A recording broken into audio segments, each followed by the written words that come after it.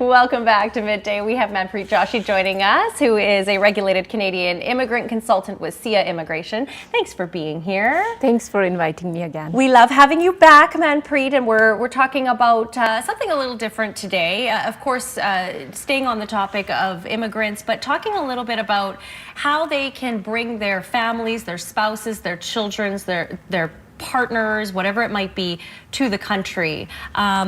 Tell us a little bit about the options surrounding that, Manpreet. So, well, Canadian Immigration has a very good program for the Canadian citizens and permanent residents where they can bring their spouses, common law partners, or children to Canada under spousal sponsorship. Right. Now, saying spouses doesn't mean that they have to be married. Okay. It could be common law. It could be a conjugal partner, as long as they're meeting the requirements as per the definition of a common law in Canada, or as per the definition of a conjugal partner in Canada. The application process usually takes about an year if they apply outland, which is like out of Canada. If, for an example, a Canadian citizen or PR gets married to or become a common law with an international person who's in Canada on a valid status, then they can submit an inland application as well. Oh, okay. That again, the application process in the inland also is like an year processing time, but they have an option to submit a work permit. Right. When they submit inland. So which means after first couple months of submitting an application, they'll get a work permit, they can get a social insurance number, go ahead and work. They can also get medical coverage as a normal BC temporary resident. So there are many benefits in those cases when they submit inland application. And outland sometimes gets processed faster just based on the compassionate grounds because spouses are apart and they have to be together since they're married. So. Yeah, absolutely. You mentioned quickly they're temporary residents. So in order to bring your family to the country, you have to be a Canadian citizen then, right, I assume? No, not necessarily. Even the temporary residents. For an example, an international student or a foreign worker has an option to bring their spouses, children, again, as I said, common law partner, conjugal partners to Canada, along with the children. And even the younger children can just go to school. Like if they're of school age, they can just go to school in Canada, even on the visitor visas. Certain age limits, certain conditions apply in these cases, so they need to make sure. And the one, well, the spouses of the international students or the foreign workers, they get open work permit. Right. Well, they have the option, right? They can get the visitors or the open work permit, but open work permit, again, give them the same right as I mentioned before. They can go ahead and work. They can get the, social insurance. They can get the medical coverage, everything. Now, sometimes what happens is that when the international students and the foreign workers bring their spouses and children on the work permit and the children are on the visitor visa, they need to make sure they keep extending that for the children because visitor visas are only 6 months entry at a time. Unless officer allows a longer entry at the airport or port of entry, wherever they are entering the Canada. Otherwise, they need to pay attention to this part that they must keep their kid in a legal status in Canada. Okay. And there are few confusions also that are going along the thing related to this topic, which is like a lot of my clients come to my office and ask, can I bring my spouse right away, especially the international students. They ask me this question, can I bring my spouse right away? Or do I need to wait 6 months? And then they think that they have to wait 6 months, honestly. Sometimes they just keep waiting and then they come to me. I want to clarify this, that no, you don't need to wait at all.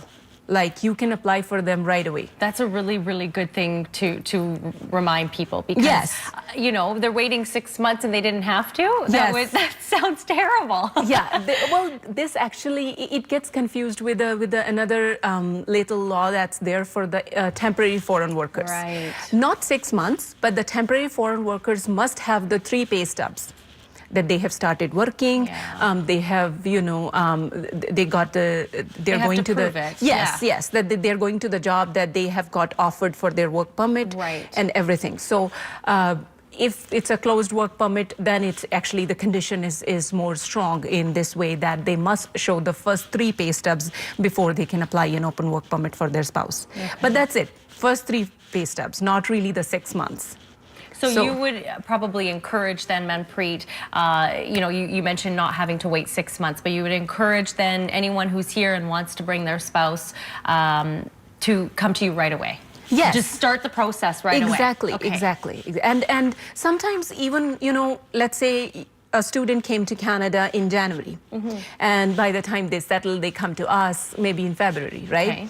And then there is a lot of documentation in these kind of applications. Yeah. You just can't go ahead and submit a form saying that I wanted to bring somebody and here is the marriage certificate. Yeah. You need to prove that the marriage is genuine.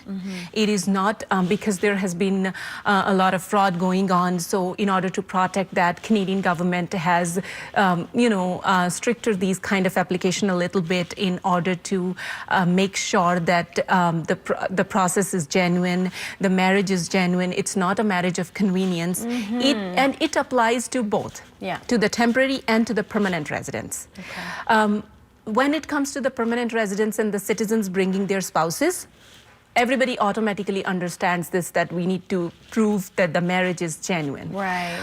But when it comes to the temporary residents, a lot of people don't take it that seriously. But honestly, it is the same way. It is, yeah. Because they are giving a legal entry to somebody who's claiming the spouse of a Canadian resident, be it a citizen or permanent resident or temporary resident. Okay. So they really scan it the same way. Okay. So that application is also very crucial.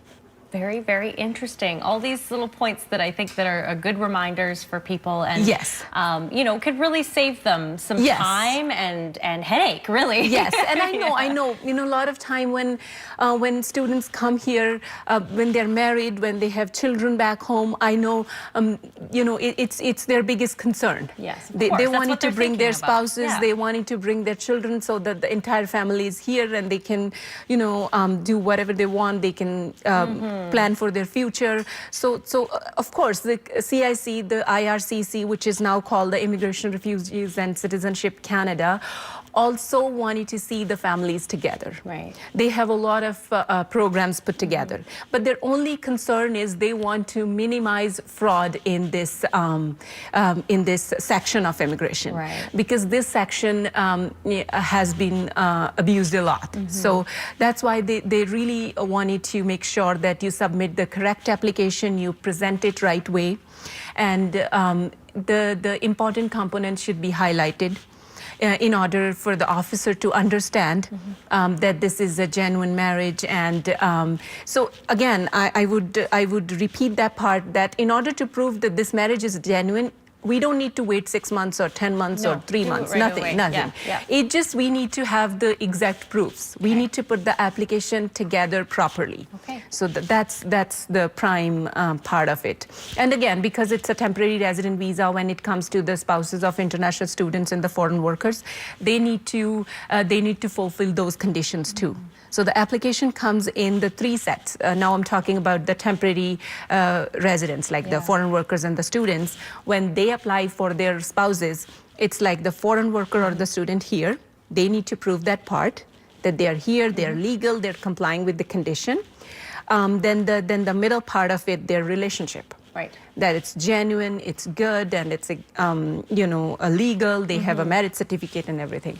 And then the third part of it is that they have to have like a good home country ties, because it's temporary resident visa. All right. Thank you so much, Manpreet. Lots of information, but very important. SiaImmigration.com is the website if you want to get a hold of Manpreet. You can do so, and there's her phone number there on the screen. We're back in a moment with the SPCA. Stay with us. Thank you.